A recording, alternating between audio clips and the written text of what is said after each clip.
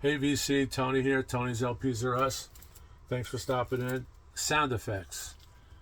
So many records that we love and that we've grown up with have sound effects on them.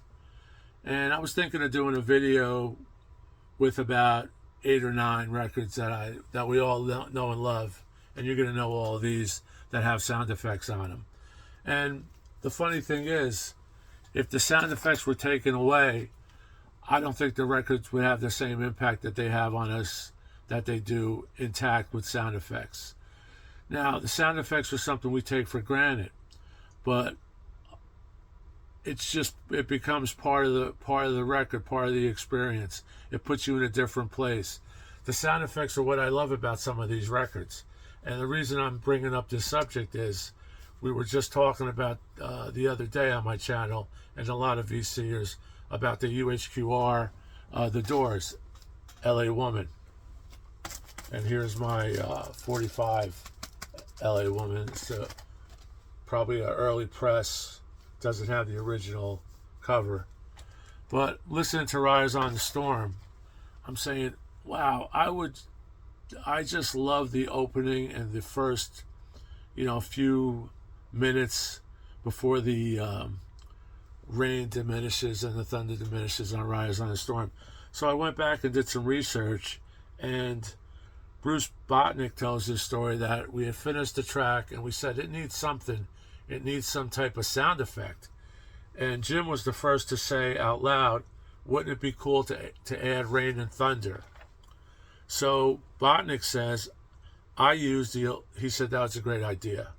So he used the Electra sound effects recordings, which they have on tape in their library, and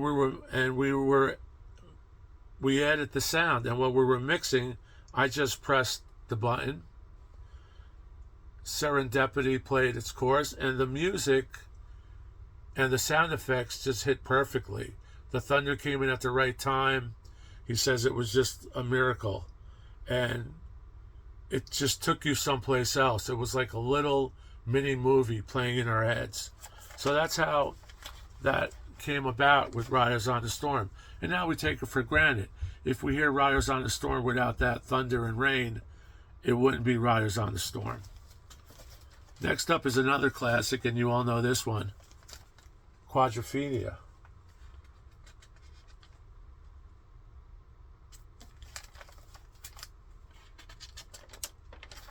Now, Quadrophenia, of course, oceans, waves, just amazing. Pete Townshend's baby, he produced the whole thing. So it opens up with I Am the Sea, which is the waves, the thundering, hitting the beach in Brighton or wherever Quadrophenia took place at the time. So Townsend made field recordings, and one of his field recordings he did with a portable reel-to-reel was waves washing on a Cornish beach. So that was where he got it from. He had the idea, obviously, I Am the Sea, and the whole record is about that area of London, of England. So he assembled the field recordings in the studio, which was a big challenge. They said at the time, at one point during I Am the Sea, they had 9 reel-to-reels going with those ocean sound effects. And it's immersive. Without that, you drop that needle, you wait for that ocean. And if anybody out there doesn't know these records, which I'm sure most of you do, go to YouTube, play these records on YouTube, get a feel for them. But there's nothing like hearing them on a decent system on vinyl. And by the way, this record, Quadrophenia, was kept off of being #1 in Billboard in the US by another great double album, Elton John's Yellow Brick Road. Next up, we have another one that you're all going to say, oh yeah, sound effects. Maxwell Silver Hammer on Abbey Road. Here's an Apple pressing here. One of my early Apples. So, sorry about the glare. But anyway, Maxwell Silver Hammer with the anvil. Maxwell Edison majoring in medicine. And probably the only song in the world that uses the noun pataphysical. And pataphysical means the science of the absurd. It's the something metaphysical, but it's goes beyond metaphysical. And Paul got to use that in a record. And if you know any other record that has that, please let me know, because I think this is it. But anyway, back to Maxwell's Silver Hammer. Probably recorded from June 9th to 8/6/69. I don't think John was around at the time. John and Yoko were in a car accident. I think Julian may have been with them. Maybe in Scotland they were in a car accident. So John may have not been on these sessions. I didn't go that deep. But Ringo and George really weren't into this song. George probably because he had so much great material, and this was one spot on Abbey Road that he thought maybe he could have it. And so it was Paul's baby. He wanted it, and of course, Paul is Paul. But the anvil part of it is, I always thought was hit by Mal Evans. And if you watch the Let It Be Get Back sessions, it's Mel Evans doing it, hitting the anvil. But some sources say that it was Ringo Starr in Abbey Road Studios during the Abbey Road sessions that did it. G.F. Emmerich disagrees. He says it wasn't Ringo, and he should know because he was in the studio at the time as the recording engineer. So we could always ask Ringo. I'm sure people out there, Beatle people, know. I always thought it was Mal Evans, but that's a cool sound effect. And you wait for that sound effect. Without that sound effect of the hammer hitting the anvil, it's not Maxwell's Silver Hammer. And another little interesting tidbit. They asked Paul, why Maxwell's Silver Hammer? And he goes, I don't know, it just had a nice ring to it. Maybe subconsciously, he was thinking of the Silver Beatles. That's what I thought when I read it. So I don't know, you Beatle people out there may know it. Next one is a great one, and it's pretty immersive. And I play the record just to hear the sound effect, although the record itself is very, very emotional to me. And that's Billy Joel, The Nylon Curtain, Goodbye Saigon. Just an incredible record. If you don't know, this record has a custom inner, and it has on it Allentown, Laura, Pressure, She's Right on Time. But the track we're talking about is Goodnight Saigon. Goodnight Saigon opens up with the sound of an Iraqi, which is called a Huey military helicopter. It's a Bell UH #1 military helicopter, primarily designed and used in Vietnam, although it's still in production as far as I know. But Goodnight Saigon opens up with the rotors spinning. It goes through the whole room on a good system. It's almost like a 5.1, but it's only, I listen to it in stereo. There may be a 5.1 mix somewhere, but it's just an amazing sound effect. And if you know this record, when you drop that needle, just like I Am the Sea, you wait for those waves. When you drop the needle on Goodnight Saigon, you wait for that rotor of that Huey to spin around, and it just brings you in. And by the way, that song is so good. It's just a tribute to the people who sacrificed so much in Vietnam. It goes through boot camp at Paris Island to these boys coming home. It's just a great record. There's a great video online that Billy Joel does it live, maybe at the Garden. But it's just a great song, and it has on it the rotors of a Huey, opens up the record and closes the record. Great sound effect. Next up, we have a classic, Caravansary. And you all know probably what I'm going to talk about. That's a gatefold. This is a classic album. This is jazz fusion at its best, the fourth album by Santana. The original band was still intact. And Carlos said to the engineer, I want to open up the record with some nature sounds. And the engineer, who is, let me see if I got his name here, Glenn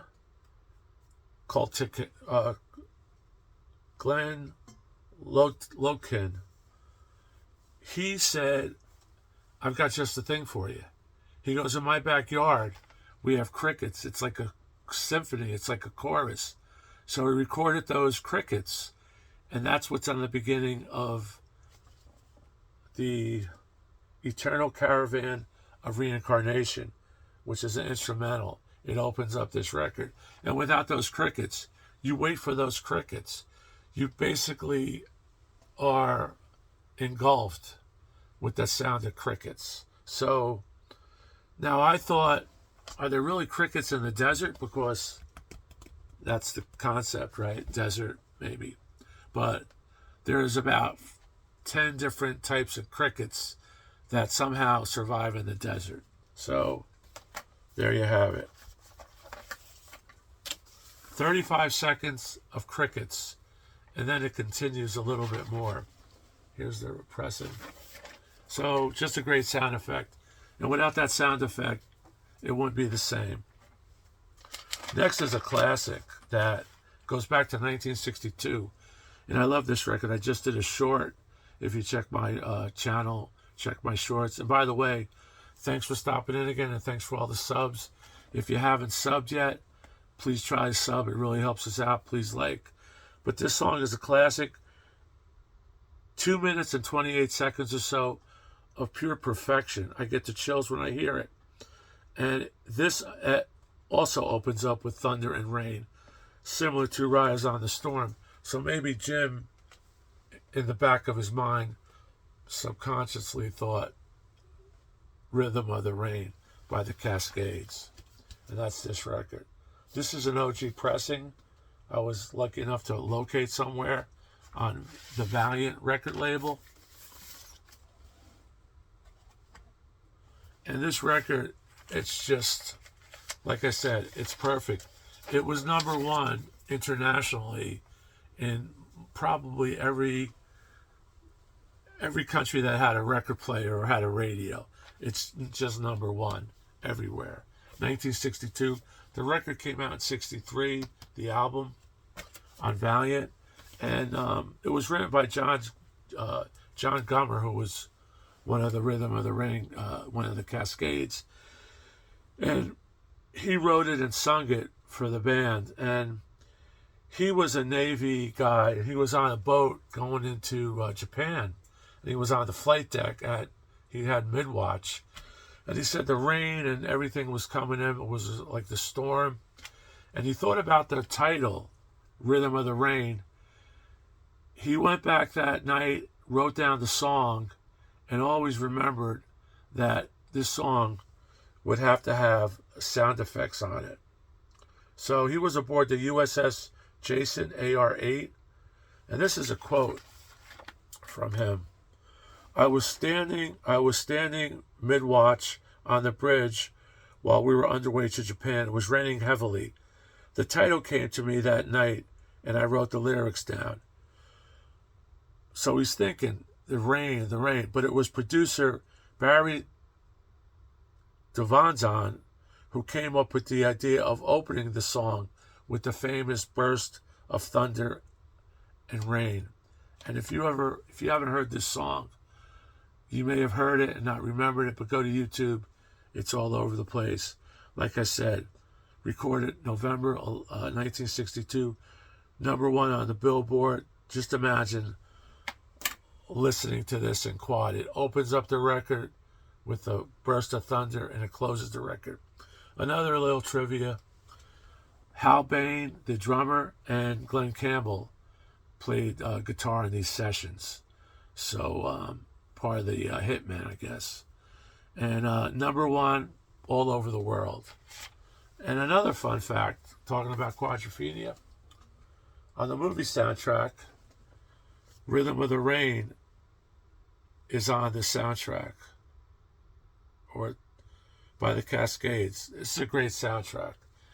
The supplemental music that Pete Townsend or the band picked: Night Train, James Brown; Louie Louie, the Kingsmen; Green Onions, Booker T; Rhythm of the Rain, Cascades; He's So Fine, the Chiffons; Be My Baby, the Ronettes; and Do and Da Do Ron by the Crystals.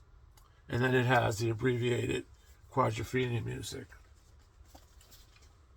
And when I met Pete Townsend one time at a book signing for his autobiography, I think it was called Who Am I guess, right? Who Am I? I had 2 records that I got from 2 or 3 records. One of them was, I believe one of them was a Ronettes, and one of them was a bluegrass, Flat and Scrubs, because I know he loves banjo. So I'm getting the book signed, and I pull out, then his people come, no, Mr. Townsend isn't signing. I said, no, I don't want him to sign. I'm giving these records to him. So I gave him those records, and I think there were 3 of them now that I think back was a while ago, but definitely those 2. And he was so happy. He was so thankful. He was really great. And I said, just something that I'm giving back to you for all the music you gave me and zillions of other folks. So hopefully those records are still in Pete Townsend's collection. I hope so. If you're watching this, Pete, I was the guy. So it's on here. There's the back. Rhythm of the Rain, just a classic. Next is another one you're probably thinking of. Pink Floyd, Loaded with Sound Effects. And the one I'm choosing, there was different sound effects on this. The one I picked out for this record. And like I said, I think I said, if you know of records that you love and have sound effects on them, please put them in the comments. Let me know what you think about this segment, because I thought it would be fun to talk about this. And once again, I'm going to reiterate, for me, without the sound effects, these records are not the same. It's almost like you're hearing an outtake. It's not the same record that we grew up with. So, Dark Side of the Moon, I'm picking Time with the Clocks. Just amazing. When I first heard it, was probably on 8-track in a van or in a surround. It was like a quad. Just incredible. This was a single as well, which I don't have. But Time was a single, was a B-side. Us and Them was the A-side on Harvest. So this was Alan Parsons' idea when they were recording Time. David Gilmour says, we were doing this song Time, and Parsons said, listen, I just did all these things. I did all these clocks, which meant he went to an antique clock shop and he recorded on reel-to-reel for whatever project he was doing at the time, maybe for the Library of Abbey Road Sound Effects, but he recorded all these clocks individually. So Gilmour says, we wheeled out his tape, listened to it, and said, great, stick it on. And that was actually Alan Parsons' idea. And without that, try listening to Time without the clocks. Definitely not the same. My OG, Dark Side. Next up is going to bookend this little segment, which is funny because it's another one of the new releases that are being redone. I think this is a MoFi. Maybe this is a MoFi reissue that's coming out. 33 and a third. But it's Simon and Garfunkel Bookends, their 4th LP, released April 3, 1968. Just a classic. And this record is called, with the sound effects on it, here's the 2i. Great cover. Originally came with a poster.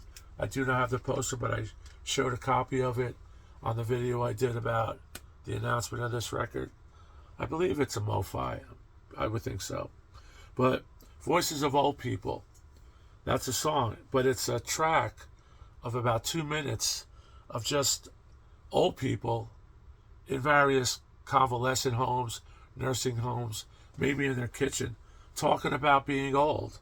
And Garfunkel recorded it, probably on a reel-to-reel portable, in New Rochelle in LA, in nursing homes, and like I said, convalescent homes, maybe kitchens, living rooms. But it's more of a spoken word record than a musical record. But it's a collage of sounds, and it flows into the rest of the album. So I thought I'd put that in there as a sound effect record, because it really is sound effects. It's not musical. So here we have it. Let me see here. Old Friends. It's voices of old people, and this is from the actual lyrics. And like I said, after Sgt. Pepper, I think Simon decided, let's put the lyrics of these records on the back of these tracks. And it says, Voices of Old People, Bands 5. Art Garfunkel recorded Old People in various locations in New York and Los Angeles. That was in New Rochelle. Over a period of 7 months. These voices were taken from these tapes. We wish to thank the United Home for Aged Hebrews and the California Home for the Aged at Resenda for their cooperation. Then it flows into Old Friends. So it's kind of like a mix of the tape, and then it goes into the song. So that's basically my little segment for today. I hope you like it. And without sound effects, these records would not be the same. Certain ones will, for me, stand out. I Am the Sea, Riders on the Storm, Time, Cascades, just Saigon. It's just classic stuff. So listen to them on YouTube if you don't have them. And I think you'll really dig these sound effects. But let me know what you think. And again, please, if you haven't subbed, please do so. Really thank you for that. And if you have, I thank you again. Leave comments about your tracks with sound effects on them. Thanks a lot. Keep rocking. See you later. Oh, and I think we got this shirt was sent to me from Japan or China by a listener. So I want to thank you out there. You know who you are. Appreciate it. Keep rocking. Stay safe. See you soon. Ciao.